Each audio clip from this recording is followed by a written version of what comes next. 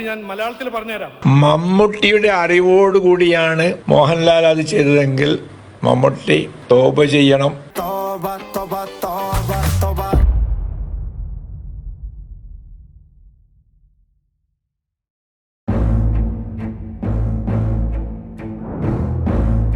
ഇന്നലെ നോക്കിയാൽ ഇന്ന് കമ്പയർ ചെയ്താൽ മാറ്റം.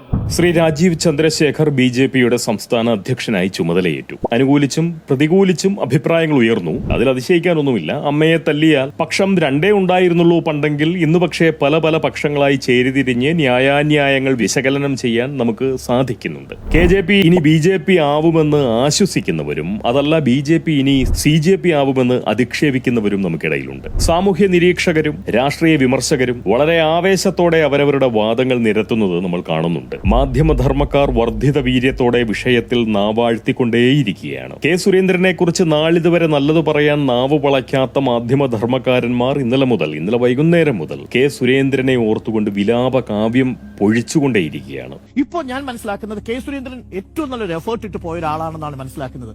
വളരെ സുഘടിതമായ ഒരു പാർട്ടിയായിട്ട് കേരളത്തിൽ ബി.ജെ.പി മാറിക്കഴിഞ്ഞു കെ സുരേന്ദ്രന്റെ കാലത്ത്.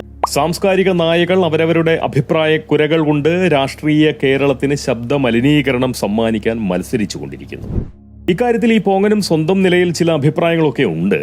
പക്ഷേ അത് അടുത്ത വീഡിയോയിൽ പറയുന്നുള്ളൂ. ഒരു പ്രെഡിക്റ്റ് ചെയ്യാൻ നോക്കിയാൽ ശ്രീ രാജീവ് ചന്ദ്രശേഖർ നേരിടാൻ പോകുന്ന വലിയൊരു ഭീഷണിയെ പറ്റിയാണ് ആദ്യം പോങ്ങന് പറയാനുള്ളത്. ഇന്ന് നോക്കി മുമ്പോട്ട് പോകുമ്പോൾ ഒരു എന്ന് കരുതി കെ സുരേന്ദ്രന്റെ അസൽ സ്വാധീന ശേഷി രാജീവ് ചന്ദ്രശേഖർ കാണാൻ പോകുന്നതേ ഉള്ളൂ എന്നൊക്കെ പറയാനുള്ള ശ്രമമല്ല പോങ്ങനിൽ നിന്ന് സംഭവിക്കാൻ പോകുന്നത്. പ്രമുഖ സാംസ്കാരിക പ്രവർത്തകൻ, മുന്തിയ നവോത്ഥാന നായകൻ, ഉരുളച്ചോദ്യത്തിന് ഉപ്പേരി ഉത്തരം വിളമ്പുന്നു. മേലുകീഴായി നാവാട്ടി കൊങ്ങികളുടെയും അതുപോലെ തന്നെ വലത്തോട്ട് നാവാട്ടി സംഖ്യകളുടെയും വൈരാഗ്യരാഗത്തിൽ നാവ് ഇടത്തോട്ട് വെട്ടിച്ച് കമ്മി വിരുദ്ധരുടെയും ഒക്കെ പ്രിയവും പിന്തുണയും ഒന്നുപോലെ സ്വന്തമാക്കുന്നവൻ, ബിഗ് ബോസ് സൂപ്പർ താരം. ഇതൊന്നും പോരാഞ്ഞ് മാരാർ കൂടിയായിട്ടുള്ള ഒരു സർവ്വശ്രീമാൻ. അതാണല്ലോ രാജലക്ഷ്മിപതിയായിട്ടുള്ള സാക്ഷാൽ അഖിൽ.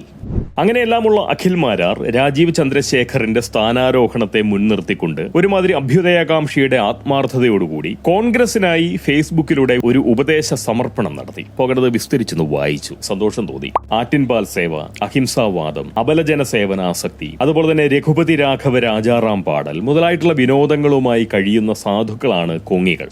അവരുടെ രാഷ്ട്രീയ വൈരികൾ കാലികമായി ആയുധ വളർച്ച തരപ്പെടുത്തുമ്പോൾ ഗാന്ധിയർ ഈ നിരാഹാര സത്യാഗ്രഹം, ആഹാര സമേതമുള്ള സാധാ സത്യാഗ്രഹം, അതുപോലെ കിട്ടിയ തല്ലിന് ബദലായിട്ടുള്ള മറുകരണം കാണിക്കൽ എന്ന് വെച്ചാൽ ഇടത് കവിളത്തൊന്ന് കിട്ടിക്കഴിഞ്ഞാൽ വലത് കവിള് കൂടി കാണിച്ച് അവിടേക്കുള്ളത് കൂടി വാങ്ങിവെക്കുന്ന ഒരു സ്വഭാവം. ഇങ്ങനെയുള്ള സഹനതന്ത്രാടിസ്ഥാനത്തിലുള്ള പോരാട്ടവുമായി ഇപ്പോഴും കഴിയുകയാണ് കൊങ്ങികൾ എന്നാണ് അദ്ദേഹം പറഞ്ഞു വെക്കുന്നത്. അത് അവസാനിപ്പിക്കുകയും കാലികമായ നിലയിൽ യുദ്ധതന്ത്രങ്ങൾ പരിഷ്കരിക്കുകയും ചെയ്യണം എന്നാണ് മാരാരുടെ വക ഉപദേശം. കാര്യത്തിൽ ശകലം വിയോജിപ്പ് തീർച്ചയായിട്ടും ഈ പോങ്ങനുണ്ട്. അതായത് ആയുധം കൈവശം ഇല്ലാത്തവരൊക്കെ അഹിംസാവാദികളായിട്ടുള്ള സാധുക്കളാണെന്ന ഒരു ധ്വനിപ്പ് മാരാരുടെ ആ ഒരു വർത്തമാനത്തിൽ ഉണ്ട്. അതിനോട് പോങ്ങന് യോജിക്കാൻ കഴിയില്ല. കാരണം നമ്മുടെ ഈ യൂദാസിന്റെ കയ്യിൽ യാതൊരു വിധത്തിലുമുള്ള മാരകായുധങ്ങളും ഇല്ലായിരുന്നു എന്നാണ് പോങ്ങന്റെ വളരെ പരിമിതമായിട്ടുള്ള ബൈബിൾ പരിജ്ഞാനത്തിലൂടെ മനസ്സിലാക്കാൻ സാധിച്ചിരിക്കുന്നത്. എന്നാൽ അയാളുടെ പക്കൽ ആണവായുധത്തെക്കാൾ പ്രഹരശേഷിയുള്ള ഒരു ആയുധമുണ്ടായിരുന്നു. ദൈവപുത്രനെ വരെ കുരിശിലേറ്റാൻ യൂദാസിന് സാധിച്ചത് ആ ഒരൊറ്റ ആയുധത്തിന്റെ സഹായം കൊണ്ടാണ്. ആ ആയുധത്തിന്റെ പേരാണ് ഒറ്റുബുദ്ധി. വെറും 30 വെള്ളിക്കാശിനു മുന്നിൽ മഞ്ഞളിക്കുന്ന കണ്ണുകളും സ്വാർത്ഥ ലാഭത്തിനായി ദൈവത്തെ പോലും വഞ്ചിക്കാമെന്നുള്ള മനോഭാവവുമാണ് യൂദാസിന്റെ ആയുധം. കർത്താവിനെ ക്രൂശിച്ച് കുരിശിലേറ്റിയത് സത്യത്തിൽ യൂദാസാണ്. എന്നാൽ യൂദാസിന്റെ കരങ്ങളിൽ കർത്താവിന്റെ ചോര കാണില്ല. യൂദാസ് നിഷ്കളങ്കനായിട്ടുള്ള അഹിംസാവാദി ആയതുകൊണ്ടല്ലോ അത്, അല്ലേ? അതാണ് ഒറ്റുബുദ്ധി കൊണ്ടുള്ള ഗുണം. കോൺഗ്രസ് പ്രസ്ഥാനം ഇന്ത്യയെ സേവിച്ചത് യൂദാസിനെ പോലെയാണെന്ന് കാണണമെങ്കിൽ മാരാരുടെ മുഖവശം വെള്ളിക്കാശ് കണ്ടാൽ മഞ്ഞളിക്കാത്ത കണ്ണുകൾ വേണം. മുത്തച്ഛനും അമ്മയും പ്രധാനമന്ത്രിമാരായിരുന്ന ഒരുവന്റെ ഭാര്യയായി ഇറ്റലിയിൽ നിന്നും ഇന്ത്യയിലേക്ക് എത്തിയ ആളാണല്ലോ ശ്രീമതി സോണിയാഗാന്ധി. അച്ചി എന്ന നിലയിലല്ലാതെ അവർ മേനിയനങ്ങി യാതൊരു ജോലിയും എടുത്തിട്ടില്ല. ഭാര്യമാർക്ക് മാസശമ്പളം നൽകുന്ന പരിപാടി ഈ രാജ്യത്ത് നടപ്പിലായിട്ടുമില്ല. അതായത് ഭർത്താവും ഭർത്താവിന്റെ അമ്മയും ഭർത്താവിന്റെ അമ്മയുടെ അച്ഛനും പ്രധാനമന്ത്രിമാരായിരുന്ന സോണിയാഗാന്ധി മേനിയനങ്ങി എന്തെങ്കിലും പണിയെടുത്തിട്ടുണ്ട് എങ്കിൽ അതിന് കിട്ടിയ ശമ്പളം മക്കൾ മാത്രമാണ്. അങ്ങനെയുള്ള സോണിയാഗാന്ധിയുടെ കൈവശം മക്കളെ കൂടാതെയുള്ള സമ്പാദ്യം, അല്ലെങ്കിൽ കണക്കിൽ പെടുന്ന സമ്പത്തും മാത്രം ഒന്ന് പരിശോധിച്ചാൽ മതി, പോങ്ങൻ പറഞ്ഞതിന്റെ ഗുട്ടൻസ് മാരാർക്കെന്നല്ല ആർക്കും തിരിയും. കമന്നു വീണാൽ പോലും കാൽപ്പണം കടിച്ചുകൊണ്ട് പൊങ്ങാൻ കഴിയുന്ന മാരാർക്ക് അത്തരമൊരു കണ്ണുണ്ടാവാനുള്ള സാധ്യത തീരെയില്ല. അതെന്തായാലും കർത്താവിനെ മറന്നാലും യൂദാസിനെ ഓർക്കാനുള്ള ബുദ്ധിയെങ്കിലും മലയാളികൾ കാണിച്ചില്ല എങ്കിൽ ഒറ്റുകാരെ ആരാധിച്ച് അബദ്ധം പറ്റുന്ന മഠയ മലയോളികളായി കേരളീയർ മാറിപ്പോകും. ഇതാണ് ബഹുമാന്യനായിട്ടുള്ള മാരാർ കോൺഗ്രസുകാർക്ക് നൽകിയിട്ടുള്ള സാരോപദേശ കഥയിൽ നിന്നും കേരളീയർ മനസ്സിലാക്കേണ്ടതായിട്ടുള്ള അസൽ ഗുണപാഠമെന്നാണ് പോങ്ങന്റെ ഒരു വിചാരം. വ്യക്തിജീവിതം പോലല്ല സാമൂഹ്യ ജീവിതം. വ്യക്തിജീവിതത്തിൽ വിജയിക്കുന്നവരെ കൊണ്ട് സമൂഹത്തിനും അതുപോലെ തന്നെ വിജയകരമായി സാമൂഹ്യ ജീവിതം നയിക്കുന്നത് കൊണ്ട് വ്യക്തികൾക്കും യാതൊരു ഗുണവുമില്ല എന്നുള്ളതാണ് പരമാർത്ഥം. യൂദാസ് വ്യക്തിജീവിതത്തിന് വളരെ പ്രാധാന്യം കൊടുത്ത ആളായിരുന്നുവെങ്കിൽ കർത്താവ് സാമൂഹ്യ ജീവിതത്തിനാണ് പ്രാധാന്യം കൊടുത്തത്. എന്നിട്ട് എന്തായി?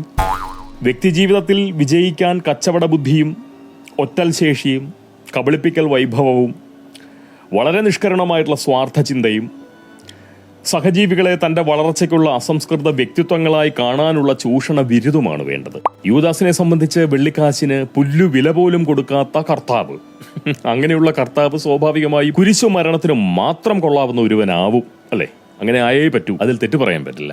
അത് അയാളുടെ മനോഭാവമാണ്. അതുകൊണ്ട് തന്നെ കുറ്റബോധം കൂടാതെ കർത്താവിനെ ഒറ്റാൻ യൂദാസിന് സാധിക്കുകയും ചെയ്യും. അതും നമ്മൾ മനസ്സിലാക്കണം. എന്നാൽ കർത്താവിനൊപ്പമുള്ള അത്താഴം കൊണ്ട് വയറും കർത്താവിനെ ഒറ്റിയത് വഴി കീശയും നിറച്ച യൂദാസാണ് കേമൻ എന്ന് ചിന്തിക്കുന്ന ആളുകൾ ഭൂരിപക്ഷമായാൽ ആ സമൂഹം തീർച്ചയായും നശിച്ച് നാറാണക്കല്ലു പിടിക്കാൻ തയ്യാറായിരിക്കുന്ന ഒരു സമൂഹമാവും. ദൗർഭാഗ്യവശാൽ വെള്ളിക്കാശിൽ കണ്ണുമഞ്ഞളിക്കുന്നവന്റെ അനുയായികൾക്ക് സ്വാധീനശേഷി നൽകുന്ന നിലയിലേക്ക് നമ്മുടെ കേരളത്തെ സാമൂഹ്യ മാധ്യമങ്ങൾ ഒറ്റുകൊടുത്തു കഴിഞ്ഞു എന്നതാണ് സത്യം. വ്യക്തിജീവിതത്തിൽ വിജയിക്കുന്നവർ അവരുടെ കച്ചവട ബുദ്ധിയെ സാമൂഹ്യ മാധ്യമങ്ങളിൽ നിക്ഷേപിച്ച് രാഷ്ട്രീയത്തിന്റെ ഭാഗമായി മാറിക്കൊണ്ടിരിക്കുന്ന കാഴ്ചയാണ് നമ്മൾ ഇന്ന് കണ്ടുകൊണ്ടിരിക്കുന്നത്. നല്ല സാമൂഹ്യ ജീവികളാണ്, അതായത് സാമൂഹ്യ ചിന്തയും പൗരബുദ്ധിയും മാനവിക ബോധവുമുള്ള ആളുകളാണ് രാഷ്ട്രീയത്തിലേക്ക് വരേണ്ടത്. എങ്കിലേ സമൂഹത്തിന് അതുകൊണ്ടുള്ള ഗുണമുണ്ടാവൂ. വ്യക്തിജീവിതത്തിൽ വിജയിക്കുന്നവരെ കൊണ്ട് സമൂഹത്തിന് യാതൊരു പ്രയോജനവും ഉണ്ടാവില്ലെന്നറിയാനുള്ള സാമൂഹ്യ ബോധവും പൗരബുദ്ധിയും നമ്മുടെ കേരളീയ പൗരന്മാർക്ക് നഷ്ടപ്പെട്ടു പോയതാണ് പ്രധാന പ്രശ്നം.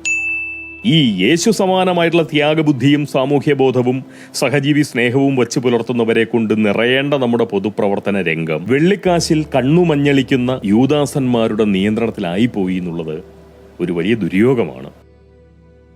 വളരെ സ്വാർത്ഥബുദ്ധരായിട്ടുള്ള യൂദാസന്മാർ കേരളത്തിന്റെ സമസ്ത രംഗത്തും പിടിമുറുക്കി കഴിഞ്ഞു. ചെകുത്താന്മാർ വേദമോതാനും തുടങ്ങി. എന്നാൽ അതൊന്നുമല്ല രാജീവ് ചന്ദ്രശേഖർ നേരിടാൻ പോകുന്ന ഭീഷണി. ടെക്നോളജി ആണോ, ട്രേഡ് ആണോ, മാനുഫാക്ചറിംഗ് ആണോ? നമ്മുടെ നിയമസഭാ മന്ദിരത്തിലെ കസേരകളിൽ ഒന്നിന് അഖിൽ മാരാരുടെ ആസനസ്പർശം നൽകി അനുഗ്രഹിക്കണമെന്ന് വളരെ ആരാധനാപുരസരം പറഞ്ഞത് തീർച്ചയായിട്ടും ചില സംഖ്യകളാണ്.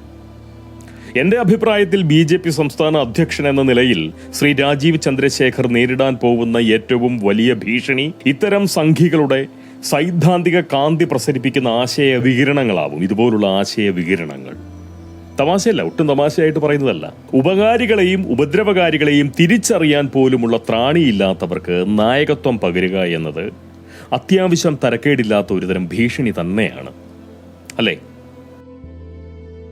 വ്യക്തിജീവിതത്തിൽ വിജയം കൊയ്യുന്ന ഒരു മനുഷ്യൻ എന്ന നിലയിൽ മാരാരോട് പോങ്ങനുള്ളത് വലിയ ബഹുമാനമാണ്. ജനസേവനത്തോളം ലാഭം നൽകുന്ന മറ്റൊരു വ്യവസായവും കേരളത്തിൽ ഇല്ല എന്ന് തിരിച്ചറിയാനുള്ള ബോധം സ്വതവേ ബുദ്ധിമാനായിട്ടുള്ള മാരാർക്കുണ്ടെന്ന കാര്യത്തിൽ തർക്കവുമില്ല. നിലവിൽ ജനസേവന രംഗത്ത് നിക്ഷേപം ഇറക്കി പ്രവർത്തിച്ചു കൊണ്ടിരിക്കുന്ന ഏതൊരാളെക്കാളും യോഗ്യതയും നമ്മുടെ മാരാർക്കുണ്ട് എന്നുള്ളതാണ് പോങ്ങന്റെ ഒരു പക്ഷം.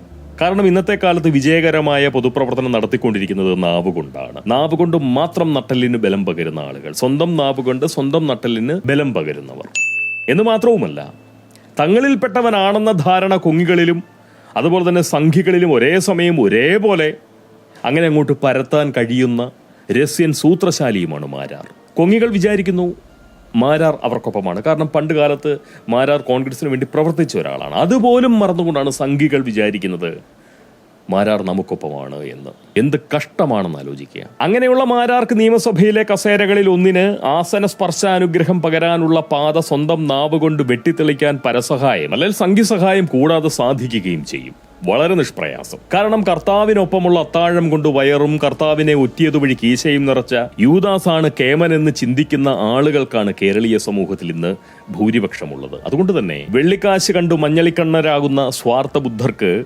ആരാധകർ വളരെ അധികമാവും. അവർക്ക് സ്വാധീന ശേഷി കൂടും, അവർക്ക് സമൂഹത്തിൽ വലിയ സ്ഥാനമാനങ്ങൾ ലഭിക്കും, അവർ അജണ്ടകൾ സൃഷ്ടിക്കും, അത് നടപ്പിലാക്കും, അവർ സമൂഹത്തെ നയിച്ചുകൊണ്ടിരിക്കും.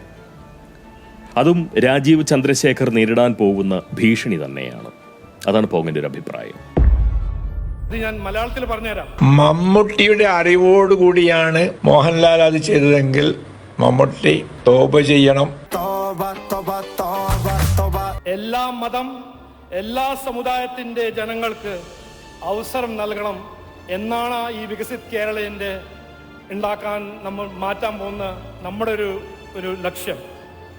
അതാണ് നമ്മുടെ ദൗത്യം. ഇതിൽ ഒരു ഡൗട്ട് ഉണ്ടാകാൻ പാടില്ല. പതിയെ പതിയെ ഹിന്ദുത്വ കേരളത്തിൽ വേരൂന്നിക്കൊണ്ടിരിക്കുന്നു. എന്ത് കഷ്ടമാണെന്ന് ആലോചിക്കുക.